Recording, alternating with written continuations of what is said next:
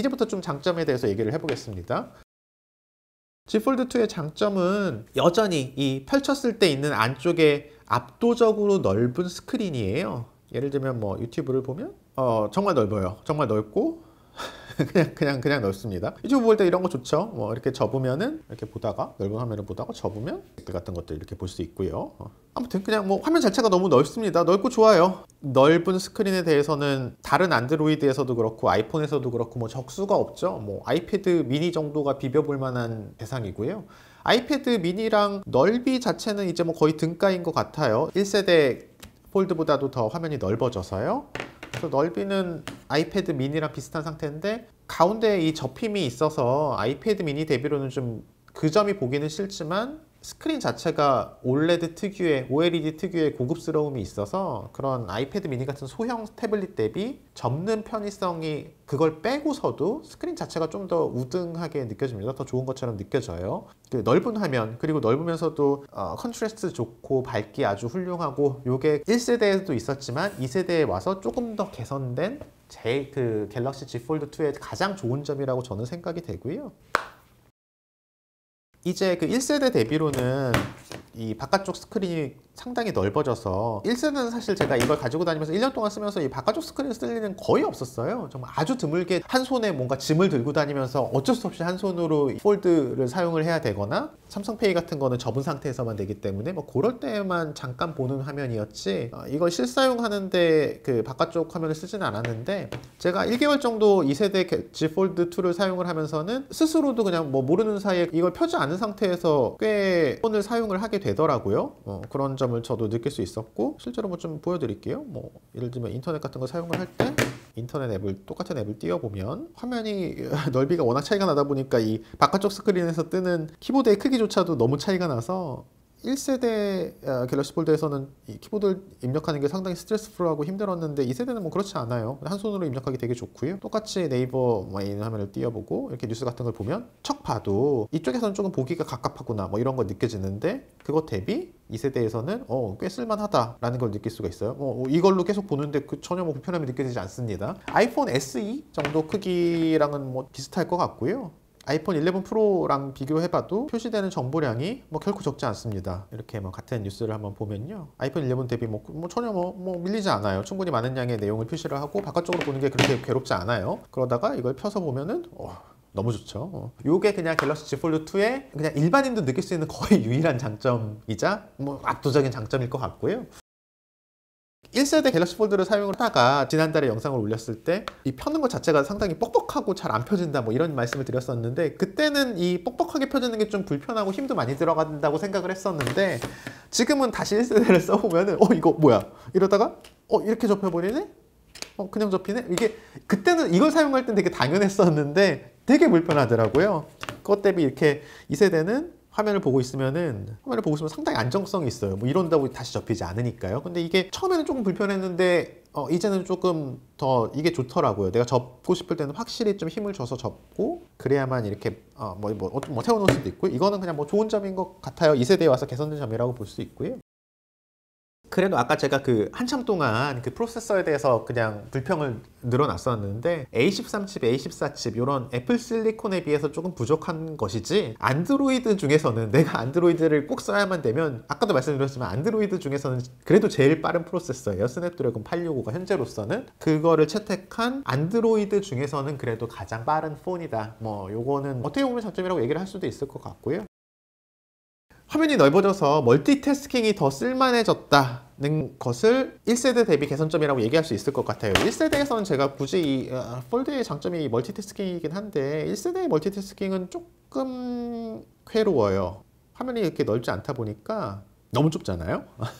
여기서 뭘 봐. 그리고 이거를 그냥 또 세 번째 앱까지 띄우면은 이렇게 세 번째까지 띄우면 그냥 이런 것도 된다 이런 정도 느낌이지 뭔가 이거를 유용하게 사용하기는 되게 어려운 정도의 화면이었는데 1세대에서는요. 그런데 그것 대비 2세대에서는 이거 실제로 쓸 수 있을 것 같은 인상을 주는 정도의 넓이가 됐어요. 나란히 두고 비교를 해보면은 자 이렇게 주식 뭐 주식 선물 가격도 보고 해외 지수 선물 가격도 보고 뭐 비트코인 가격도 보고 그러면서 신문 기사도 보고. 근데 요렇게 나란히 그 1세대랑 2세대를 두고 보면은 달라요. 예를 들면 이 오른쪽 아래 화면은 얘는 사용을 할 수 없어요. 뭐 이걸로 뭘 봐 내가. 그냥 정말 뭐 묘기를 부리는 뭐 약간 그런 정도 느낌인데 이건 진짜로 기사도 읽을 수 있어요. 화면이 좀 더 이렇게 넓어지다 보니까 멀티태스킹에 있어서의 유용함이 좀 더 있다. 그리고 이렇게 제가 뭐 잘 씁니다. 이런 배치로 되게 뭐 유용하게 화면 전환을 하지도 않고 쓸 수 있고요. 뭐가 있을까? 또 뭐 이런 것들? 이런 조합들 저는 뭐 그냥 이렇게 등록을 해놓고 잘 씁니다.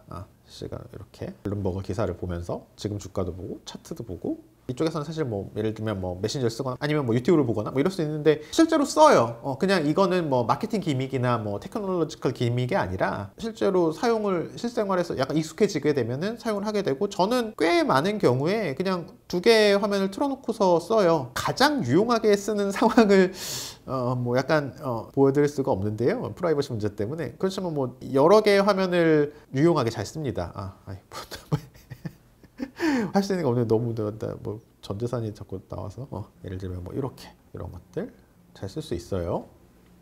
이런 점이 화면이 넓어져서 멀티태스킹이 더 쓸만해졌고 이렇게 두 개 창으로는 자주 쓰고 적지 않은 상황에서 이렇게 세 개의 멀티태스킹도 저는 실제로 쓴다. 그렇긴 한데 여전히 이게 사실 그 운영체제 차원에서 안드로이드 차원에서 네이티브하게 지원이 되는 게 아니다 보니까 소프트웨어적으로 조금 불안한 상황이 있어요. 자꾸 이렇게 화면도 깨지고 리로드도 많이 되고 어떤 경우에는 이렇게 다운도 되고 뭐 그러는데 약간 뭐 그런 점들이 흠이 있기는 한데 요거는 그냥 안드로이드 자체가 서드파티 앱이 많고 삼성이 그런 점을 통제는 할 수 없으면서 또 자유도도 높고 서드파티 앱들의 자유도는 너무 높은데 삼성이 그걸 이렇게 애플처럼 딱 그 울타리 안에서 통제를 할 수는 없는 상황이어서 어느 정도 뭐 이해할 수밖에 없지 않나? 뭐 타협을 해야 되지 않나? 뭐 그리고 그게 그냥 안드로이드의 특징이자 장점이자 장점은 아니고 뭐 특징이자 뭐 매력이 아닐까 뭐 이렇게 좋게 생각을 할 수도 있을 것 같습니다. 뭐 그래서 이거 뭐 앞으로도 이렇게 이게 그 멀티태스킹이 매끄럽게 되는 거는 좀 뭐 크게 기대를 하지 않는 게 정말 구글에서 지원을 하기 전까지는 그래야 되지 않나 뭐 그런 생각이 들고요.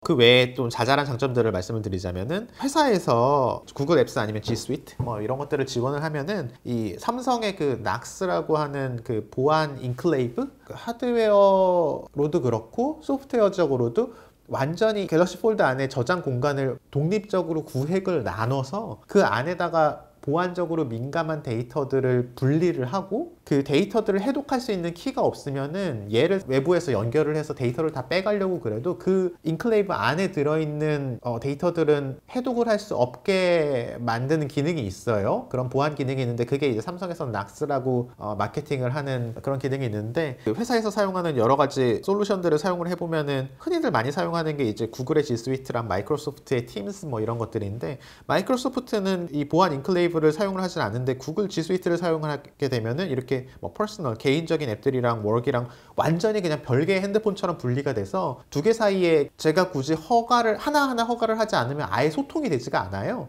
그래서 완전히 분리된 두 개의 공간으로 업무용으로는 따로 이렇게 보안 구역에서 사용을 하고 뭔가 문제가 생기면은 외부에서 제가 신호를 쏴서 셀룰라든 와이파이든 연결만 되면은 이쪽을 그냥 제가 만약에 이 G 폴드를 분실하거나 하면 이 데이터들을 완전히 다 날려버릴 수가 있어요. 깨끗하게. 이런 것이 낙스의 장점이고 여러분들이 뭐 비즈니스를 하다 보면은 상황에 따라서 사실 뭐 이걸 잃어버려도 뭐 갤럭시 폴드 다시 사면 되는 거고 그런데 그 안에 들어있는 데이터가 너무 민감해서 뭔가 이렇게 유출이 되거나 그러지 않게 해야 되는 상황이 있을 수가 있어요. 뭐 저 같은 경우에도 정말 뭐 예를 들면 뭐 진짜 100억 원을 들여서라도 말소를 해야 되는 데이터까지는 없지만 10억 원을 들여서라도 없애버려야 되는 데이터는 개인적으로 있을 것 같아요. 회사 쪽에서는요. 뭐 그런 점들을 고려할 때 민감하고 중요한 꼭 다 나쁜 게 아니에요. 그냥 뭐 영업 기밀 같은 게 있을 수 있잖아요. 회사에서 그런 것들을 보관하기에 아이폰도 뭐 보안이 좋기는 하지만 항상 그 보안의 그 허점도 많고 뭔가 위태로운 면들이 많은 그런 해킹 위협에 도사리고 있는 그런 안드로이드 폰들 중에서는 낙스가 있어서 그게 잘 작동을 해서 지원을 받을 수 있는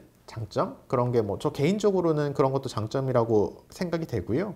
퍼스널이랑 워크로 나뉘는 이런 그 하나의 낙스 외에 또 다른 보안 구역을 또 추가를 할 수가 있어요. 그 구역을 추가를 하면은 낙스 바깥에 있는 일반 앱들이랑 이런 업무용 앱이랑 또 하나의 그런 별개의 보안 구역까지. 그래서 사실 각각의 구역에 카카오톡을 만약에 설치를 하면은 1번, 2번, 3번 이렇게 해서 총 3개의 계정을 동시에 로그인을 해서 사용을 할 수가 있어요. 마치 3개의 핸드폰을 쓰는 것처럼 뭐 카카오톡도 그렇고 텔레그램도 그렇고 뭐 다른 뭐 라인이나 페이스북 메신저나 뭐 모든 메신저들을 마치 3개의 폰을 사용하듯이 다 그런 분리된 구획 안에 설치를 하고 로그인을 해서 따로따로 알림을 받아볼 수가 있어요. 뭐 그런 것들은 요런 꼭 뭐 Z 폴드에서 뿐만 아니라 사실 뭐 S20이나 이런 데서도 지원이 되는 기능이기는 합니다만 삼성폰의 좋은 장점 중에 하나라고 할 수가 있겠고요.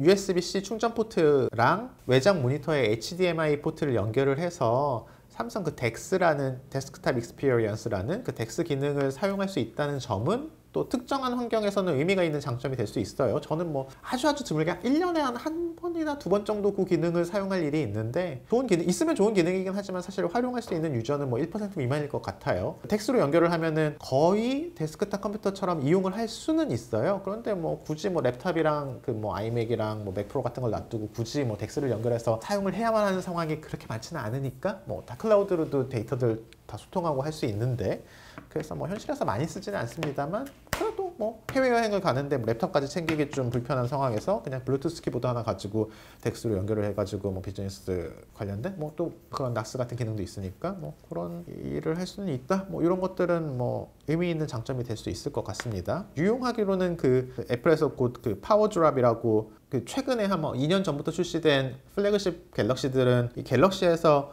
갤럭시 워치나 뭐 이런 것들 무선 충전할 수 있잖아요. 뭐 다른 폰을 무선 충전할 수도 있고요.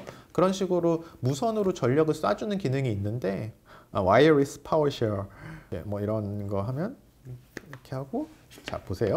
이렇게 하고 저기다 무선 충전되는 이런 폰 같은 거 올려놓으면은 아이폰 충전되기 시작하잖아요. 이런 식으로 무선으로 전력을 외부로 쏴줄 수가 있는데 치라는 QI, 치라는 그 무선 충전 규격에 따라서 이런 걸로 이제 급한 상황에서 뭐 에어팟 같은 거 충전하고 그럴 수는 있는데 현실에서는 사실 거의 쓰지는 않아요. 뭐 배터리가 떨어질 정도로 같이 오래 다니진 않아서 그렇지만 뭐 경우에 따라서는 뭐 긴급할 때 유용하게 쓸 수는 있는 기능인데 그 정도의 유용성이 있는 것이 이 덱스라는 기능 같고요. 제가 얘기할 수 있는 7가지 장점 중에 마지막 것들일 것 같다.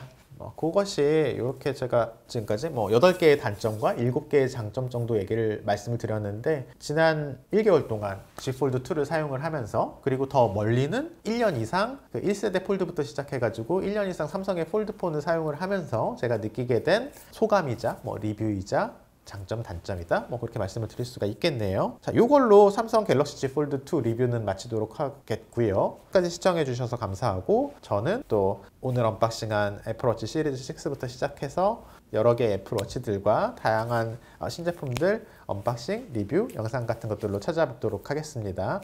새 영상이 올라올 때를 대비해서 저희 닥터지비 채널 구독, 좋아요, 알림 설정 다시 한번 확인해 주시고요. 닥터지비는 다음에도 또 유용하고 신기하고 즐거운 영상으로 다시 찾아뵐 수 있도록 하겠습니다. 끝까지 시청해 주셔서 감사합니다.